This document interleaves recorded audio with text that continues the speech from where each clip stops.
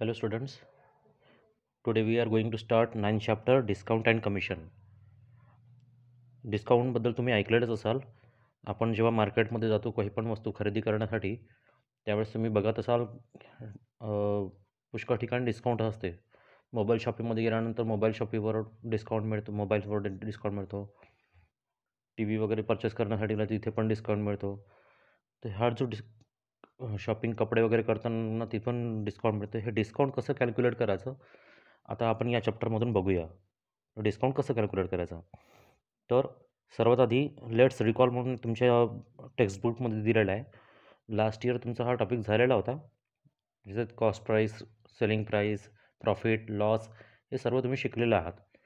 त्याचीच एक रिव्हिजन म्हणून लेट्स रिकॉल म्हणून इथे दिलेलं आहे. त्याच्यात दिलेलं आहे write the appropriate numbers in the following boxes. बघा इथे दिलेलं आहे 12/100 आणि फिल इन द ब्लँक दिलेला आहे आणि पर्सेंट लिहिलेला आहे. 12/100 मीन्स सिम्पली 12%. कुठल्याही डिजिटच्या डिनॉमिनेटरमध्ये समजा 100 असेल, इट मीन्स दॅट तो जो डिजिट आहे तिथे लिहून टाकायचा, तेवढे पर्सेंटेज होईल. 12%ला आपण असे लिहितो 12%. हे पर्सेंटचं साईन आहे. इझी आहे 12%. बघा आपण समजा 15% 15/100 लिहिलं, 15/100 इट मीन्स दॅट 15%. 20/100 लिहिलं तर ते किती होणार 20%. 23/100 लिहिलं तर ते किती होणार 23%. कळलं. डिनॉमिनेटरमध्ये समजा 100 असेल तर न्यूमिनेटरमधली जी व्हॅल्यू आहे तेवढे पर्सेंटेज ते होते. Okay, that's why 12/100 is 12%. याला आपण असं लिहितो. नेक्स्ट आहे 47%. 47% मीन्स न्यूमिनेटरमध्ये किती येणार 47 आणि डिनॉमिनेटर पर्सेंटेज असल्यामुळे डिनॉमिनेटरमध्ये किती येणार 100. दॅट्स वाय 47/100 आहे. इझी. थर्ड 86%. न्यूमिनेटरमध्ये किती येणार 86 आणि डिनॉमिनेटरमध्ये किती येणार 100. याच्यानंतर जो दिलेला आहे 4% ऑफ 300 हा थोडा वेगळा आहे. यामध्ये तुम्हाला काय करायचं आहे 300चे 4% किती होतात ते आपल्याला फाइंड आउट करायचं आहे. तर एक सिम्पली तुम्हाला सांगत आहे 4% ऑफ 300 मीन्स याचा अर्थ काय होतो 4% मीन्स 4 पर्सेंटेजचा साईन असल्यामुळे 100 ऑफ जिथे पण ऑफ दिसेल तिथं समजून जायचं तर कोणतं साईन आहे मल्टिप्लिकेशन. 4/100 multiplied by 300. याला कॅल्क्युलेट करून टाका. 00 कॅन्सल, इथे 00 कॅन्सल, तर 4 मल्टिप्लाइड बाय 3 किती होणार दॅट इज 12. मीन्स 300चे 4% किती होतात 12. तर इथे तीच दिलेलं आहे 300 ऑफ असल्यामुळे मल्टिप्लिकेशन साईन 4%चं इथे काय येईल न्यूमरेटरमध्ये 4 डिनॉमिनेटरमध्ये 100. 4% मीन्स 4/100. इथले 00 कॅन्सल, इथले 00 कॅन्सल होणार. 3 multiplied by 4 that is 12. Means 4% of 300 is 12. Next 15% of 1700. 1700चे किती पर्सेंटेज काढायचे आहे 15%. तिथे काय येईल 1700 ऑफ असल्यामुळे मल्टिप्लिकेशन न्यूमिनेटरमध्ये इथे काय येणार 15% असल्यामुळे 15/100.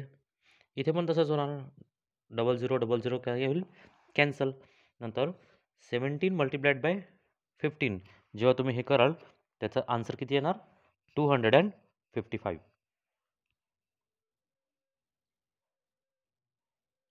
या दोघांचं मल्टिप्लिकेशन करून बघा 17 मल्टिप्लाइड बाय 15 ते किती येणार 255. तर या प्रकारे हे पर्सेंटेज आपण काढू शकतो. कुठल्याही संख्येचे पर्सेंटेज आपण काढता येते. ओके, नेक्स्ट जो टॉपिक आता सुरुवात करायची आपल्याला ते आहे डिस्काउंट. ओके, तर डिस्काउंटची इथे एक डेफिनेशन दिलेली आहे. तर डेफिनेशन बघायच्या अगोदर तुमच्या टेक्स्टबुकमध्ये एक एक्झाम्पल दिलेलं आहे ते तुम्ही बघून घ्या. बघा इथे एक दिलेलं आहे mister Suresh owns a sari shop. The details of sales of sarees and profit earned is given in the following table. इथे एक टेबल दिलेला आहे. त्या टेबलला आपण स्टडी करूया. Sale in month June and July, 2 मंथचं दिलेलं आहे, जून आणि जुलैचा सेल दिलेला आहे. Cost price, selling price, profit on each sari, number of sari sold and total profit of the month. June हा ज्या महिन्यामध्ये आहे, साडीची कॉस्ट किती होती? 200. एका साडीची कॉस्ट प्राईस आहे 200 रुपीज. त्या साडीला जो शॉपकीपर आहे, त्या शॉपकीपरने त्याची सेलिंग प्राईस ठेवली 250. कॉस्ट प्राईस त्याची किती आहे? 200 आहे. त्यांनी कितीमध्ये विकली ती? 250मध्ये विकली. तर त्या शॉपकीपरला किती रुपये प्रॉफिट होईल? 50 रुपीज, है ना. 200 रुपयाची साडी होती, 250 रुपयाला ती विकली त्यांनी, तर त्याला किती प्रॉफिट झाला? 50 रुपये प्रॉफिट झाला. तर अशा त्यांनी त्या जून महिन्यामध्ये एकूण किती साड्या विकल्या? Number of sarees sold 40. 40 साड्या विकल्या त्यांनी जून महिन्यामध्ये. ओके. तर टोटल प्रॉफिट किती झाला जून महिन्यामध्ये? टोटल प्रॉफिट किती झाला? एका साडीवरचं प्रॉफिट 50 आणि अशा टोटल साडीज किती विकल्या? 40. या दोघांचं मल्टिप्लिकेशन तर किती आला? 2000 रुपीज. म्हणजे जून महिन्यामध्ये जो प्रॉफिट झालेला आहे तो आहे 2000 रुपीज. नंतर जुलै महिन्यामध्ये त्यांनी काय केलं? शॉपकीपरने डिस्काउंट अनाऊन्स केलं. साडीवर डिस्काउंट अनाऊन्स केलं. किती डिस्काउंट? कॉस्ट प्राईस होती 200 रुपये साडीची, एका साडीची कॉस्ट प्राईस 200 रुपये होती. सेलिंग प्राईस त्यांनी 250 वरून 20 रुपये त्याने डिस्काउंट दिला. किती डिस्काउंट दिलं? 20 रुपये. आणि त्यांनी कितीमध्ये साडी विकली ती? 230मध्ये. 200ची साडी 230मध्ये विकली, तरीही त्याला प्रॉफिट झाला. अगोदर 50 रुपये प्रॉफिट झाला. जुलै महिन्यामध्ये आता किती प्रॉफिट होईल? 30 रुपये. 200ची साडी 230ला विकली तर 30 रुपये प्रॉफिट झाला. तर या जुलै महिन्यामध्ये प्रॉफिट डिस्काउंट जाहीर केल्यामुळे त्याच्या साडीचा सेल हा वाढला. कारण की ज्यावेळेस डिस्काउंट असतो त्यावेळेस परचेस करणारे लोक जास्त असतात. डिस्काउंट आहे तर पटकन साड्या खरेदी करतात. तर इथे जुलै महिन्यामध्ये त्याच्या साड्या ज्या विकल्या गेल्या ते 100, म्हणजे 100 साड्या विकल्या गेल्या. जून महिन्यामध्ये फक्त 40 विकल्या गेल्या. पण जुलै महिन्यामध्ये जेव्हा त्याने डिस्काउंट जाहीर केलं, तर डिस्काउंट जाहीर केल्यामुळे त्याच्या 100 साड्या विकल्या गेल्या. तर टोटल प्रॉफिट किती झाला? 30 मल्टिप्लाइड बाय 100 इज 3000. म्हणजे एखादी वस्तू समजा लवकर विकल्या जात नाही आहे, त्यावेळेस शॉपकीपर्स डिस्काउंट जाहीर करतात, जेणेकरून त्यांचा माल हा लवकरात लवकर खपला पाहिजे आणि विकला गेला पाहिजे. तर हेच आहे डिस्काउंट. एखाद्या वस्तूला आपण लवकरात लवकर विकण्यासाठी शॉपकीपर्स डिस्काउंट जाहीर करतात आणि माल खपवतात. तर याची डेफिनेशन बघा. Each item to be sold has a price tag on it. प्रत्येक वस्तूवर एक प्राईस टॅग असतो. The price on the tag is called marked price of the item.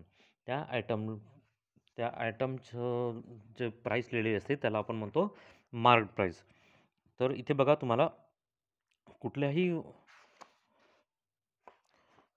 कुठल्याही वस्तूवर एक प्रिंटेड प्राईस दिलेली असते, त्याला आपण म्हणतो मार्क्ड प्राईस. प्रत्येक बुकवर पण प्राईस लिहिलेली असते. टेक्स्टबुकवर कुठल्या वस्तूवर प्राईस टॅग लिहिलेला असतो, त्याला आपण म्हणतो marked price of the item. Shopkeeper offer a discount on the marked price. Marked प्राईसवर काय करतो तो? डिस्काउंट. म्हणजे एखादी 50 रुपयाची वस्तू प्रिंटेड, या पेनची समजा पेनवर मार्क प्राईस आहे सपोज 50 रुपीज, तर त्याची मार्क प्राईस किती? 50 रुपीज. त्याच्यावर कोणी डिस्काउंट देतो मार्क प्राईसवर. While selling the object, the actual amount by which he reduces the mark price is called discount. म्हणजे मार्क प्राईसवर जी कमी केलेली जी रक्कम असते त्याला आपण म्हणतो discount. Discount is given in terms of percentage. कधीही जे डिस्काउंट जाहीर केले जाते ते पर्सेंटेजच्या स्वरूपात जाहीर केले जाते. ओके. 5%, 10%, 10%, 15%, 20% या प्रकारचा डिस्काउंट दिला जातो. ते काही फॉर्म्युलेज आहे, ते बघा. फर्स्ट फॉर्म्युला आहे, the selling price is equal to mark price minus discount. Selling प्राईसला आपण SP ने डिनोट करतो, SP.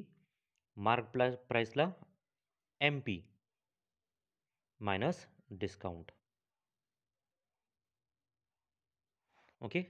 Selling price is equal to mark price MP minus discount. आणि सेकंड फॉर्म्युला दिलेला आहे, if percentage of discount is X. Suppose percentage of discount किती आहे, X आहे, then X upon 100 is equal to discount given upon mark price. Okay, हे दोन फॉर्म्युले तुम्हाला learn करायचे आहे आणि हे पूर्ण जो एक्सरसाइज 9.1 या दोन फॉर्म्युल्यावरच डिपेंड आहे. ओके, नाव प्रॅक्टिस सेट 9.1. 9.1 मध्ये काही एक्झाम्पल्स दिलेले आहेत, ते आपण सॉल्व करूया. फर्स्ट प्रॉब्लेम दिलेला आहे इथे, if mark price is equal to 1700 rupees, selling price is equal to 1540 rupees, then find discount. आपल्याला काय फाइंड आउट करायला सांगितलं आहे, discount, not discount percentage. Discount percentage find out करायला नाही सांगितलं, आपल्याला फक्त फाइंड आउट करायला सांगितलं आहे डिस्काउंट. खूप इझी आहे प्रॉब्लेम आहे. याचं सोल्युशन बघा. मार्क्ड प्राइस म्हणजे आपण याला कशाने डिनोट करू, MP. It is ₹1700. Then selling price SP is equal to ₹1540. We have to find out discount. Discount आपल्याला फाइंड आउट करायचा आहे. आत्ताच थोड्या वेळ अगोदर मी तुम्हाला एक फॉर्म्युला सांगितलेला होता. तो फॉर्म्युला काय आहे की selling price is equal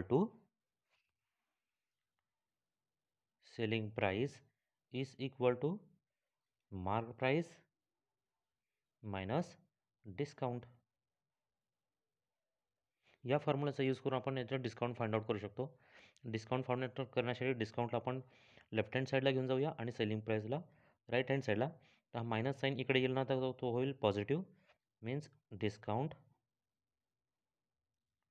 is equal to mark price minus selling price is equal to mark price आहे 1700 मायनस सेलिंग प्राइस आहे 1540. म्हणजे एक वस्तू 1700 रुपयाची आहे आणि ती कितीमध्ये विकल्या गेली, त्याची 1540मध्ये विकल्या गेली. तर 1700 मायनस 1540 करून बघा, याचा आन्सर येणार 160. Okay, this is discount. समजलं कसं आलं आहे. Mark price 1700, selling price 1540. Discount find out करायचा, तर फॉर्म्युलाचा यूज करून आपण आन्सर काढलेला आहे. सेकंड प्रॉब्लेम बघा. सेकंड प्रॉब्लेम पण इझी आहे. इथे दिलेला आहे, if mark price is 990 rupees, mark price is equal to 990 rupees and percentage of discount is 10. इथे पर्सेंटेज ऑफ डिस्काउंट दिलेला आहे. Okay, percentage of discount is 10% discount दिलेला आहे. Then find the selling price. म्हणजे एक वस्तू आहे, त्या वस्तूची किंमत आहे, मार्क प्राइस आहे 990 रुपये आणि त्यावर डिस्काउंट किती दिलेला आहे, 10%. तर आपल्याला त्याची सेलिंग प्राइस किती आहे ते फाइंड आउट करावं लागेल. तर सेलिंग प्राइस फाइंड आउट करण्यासाठी काय करायचं आहे, 990ची आपल्याला किती पर्सेंटेज काढावं लागेल, 10%. Means 10% of 990 means 10% means 10/100 multiplied by of असल्यामुळे multiplied by 990 is equal to, बघा इथे 0 0 हा कॅन्सल होऊन जाणार, इथे 0 0 काय होईल, कॅन्सल. किती आलं हे, 99. किती आलं हे, 99. 99 इज द सेलिंग प्राइस नाही, हे डिस्काउंट आहे. किती डिस्काउंट दिलं त्यांनी, डिस्काउंट आहे 99 rupees.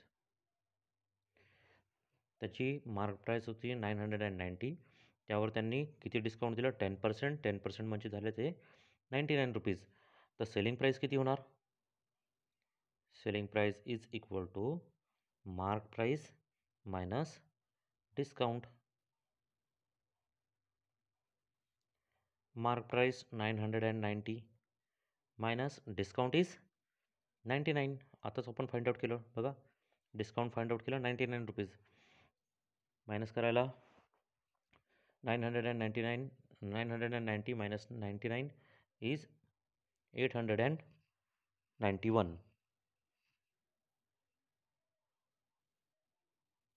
This is selling price. म्हणजे त्या वस्तूची विक्री किंमत किती राहील? 891 रुपये. त्याची मार्क प्राइस आहे 990 रुपये, विक्री किंमत आहे 891 रुपये. म्हणजे त्याच्यावर किती डिस्काउंट देण्यात आला? 99 रुपीज डिस्काउंट देण्यात आलेला आहे. नाव थर्ड प्रॉब्लेममध्ये काय दिलेलं आहे? If selling price is ₹900, discount is 20%, then find the mark price. या प्रॉब्लेममध्ये बघा काय दिलेलं आहे? सेलिंग प्राइस दिलेला आहे आणि डिस्काउंट पर्सेंटेज दिलेला आहे. मार्क प्राइस गिवन दिलेलं नाही आहे. ओके, आणि डिस्काउंट पण दिलेलं नाही आहे, ओन्ली डिस्काउंट पर्सेंटेज दिलेला आहे. तर आपण याला डायरेक्टली सॉल्व करता येणार नाही. ओके, सर्वात आधी तर आपल्याला इथे अझूम करावं लागेल mark price. Suppose mark price is rupees, suppose 100 अझूम करूया. त्या वस्तूची मार्क प्राइस किती आहे? 100 रुपीज आहे. देन डिस्काउंट इज गिवन, किती आहे डिस्काउंट? 20%. पर्सेंटेजमध्ये दिलेलं आहे, दिलेलं आहे. तर आपण आता त्याला कॅल्क्युलेट करूया की ॲक्च्युअल डिस्काउंट किती होते.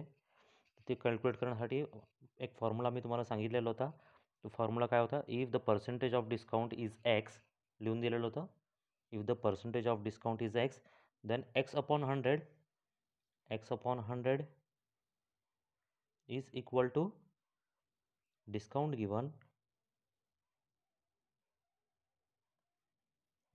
Given upon marked price.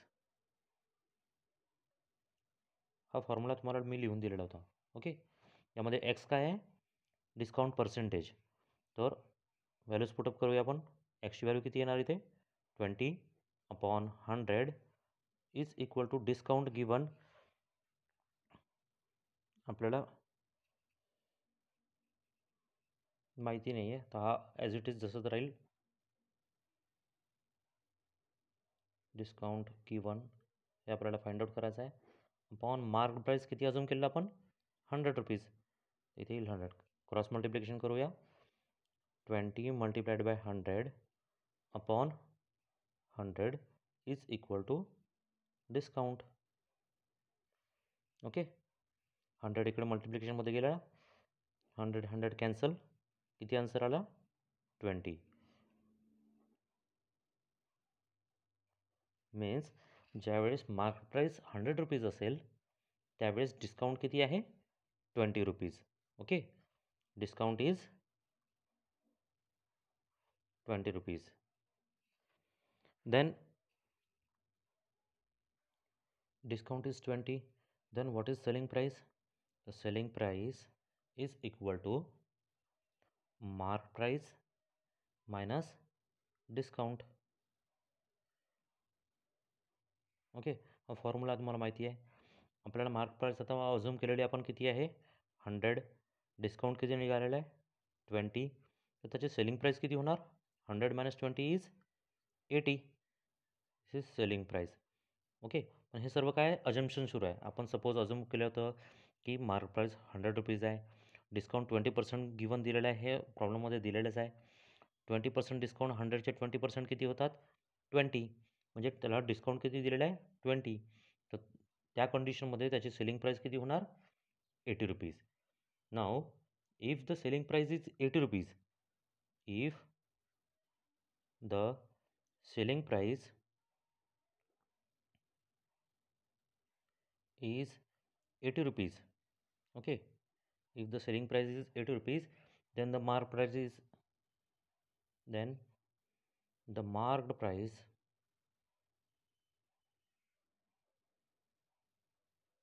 is how many? 100 rupees. Selling price समजा 80 रुपीज असेल, त्यावेळेस त्याची मार्केट प्राईस किती असते? 100 रुपीज.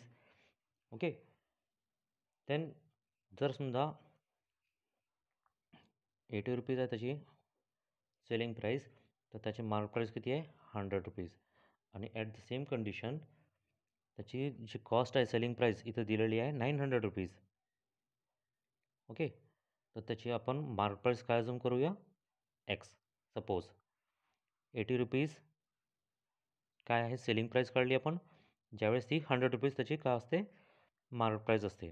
तर त्याच कंडिशनमध्ये मार्केट प्राईस आपण एक्स अजूम केलेला आहे, त्यावेळेस त्याची जी सेलिंग प्राईस आहे ती किती आहे? 900 रुपीज. आता आपण याला काय करूया? क्रॉस मल्टिप्लिकेशन करूया. That is 80 multiplied by X is equal to 900 multiplied by 100. 80 इकडे कुठे डिवाइडमध्ये जाणार? X is equal to 900 multiplied by 100 upon 80. काय होईल? हे 0 0 कॅन्सल आउट होईल. X is equal to 9000 upon 8. 8ने 9000 डिवाइड करून घेऊया. डिवाइड केल्यानंतर मी ऑलरेडी डिवाइड केलेलं आहे याचं. डिवाइड केल्याच्या नंतर याचा आन्सर येतो 1125 rupees. This is mark price of the item. Mark price is equal to rupees 1125. समजलं? हे थोडंसं किचकट आहे प्रॉब्लेम, पण याची व्यवस्थित प्रॅक्टिस कराल तर तुम्हाला हा प्रॉब्लेम येऊन जाईल. बाकीचे नेक्स्ट प्रॉब्लेम्स आपण नेक्स्ट व्हिडिओमध्ये बघूया.